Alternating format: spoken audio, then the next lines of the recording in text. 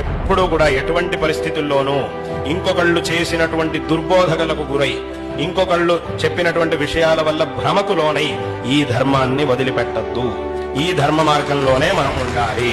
మనం దీని గురించి సరిగ్గా తెలుసుకోకుండా దృఢంగా లేకపోతే ఇంకోటి చెప్పినది విన్నప్పుడు ఏదో అసంబద్ధంగా ఏదేదో చెప్పినప్పుడు దాన్ని విన్నప్పుడు మనకు అనిపిస్తూ బహుశా అది సరిగ్గానే ఉంటుందేమో అని అనిపిస్తూ ఉంటుంది.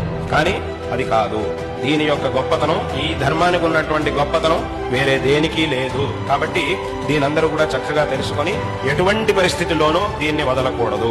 ఇందులోనే మనకి మంచి జరగలేదు అని అంటే ఇంకెక్కడ మంచి జరుగుతుంది? ఇంత గొప్ప ధర్మంలోనే మనకి ఒకవేళ మంచి జరగలేదు, ఖచ్చితంగా జరుగుతుంది. కానీ ఒకవేళ ఇప్పుడు మనకి జరగలేదు అని అంటే ఖచ్చితంగా ఇంకెక్కడ కూడా జరగడానికి సాధ్యమే లేదు.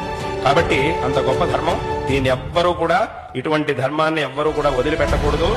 ఎవరైనా భ్రమత వల్ల దేంతోనో దీన్ని వదిలిపెట్టి వెళ్లారు, ఇది సరిగ్గా లేదు, ఇందులో ఏదో లోపాలున్నాయి, సరిలేదు అని చెప్పి ఆ భ్రమతో దీన్ని కనుక వదిలిపెట్టి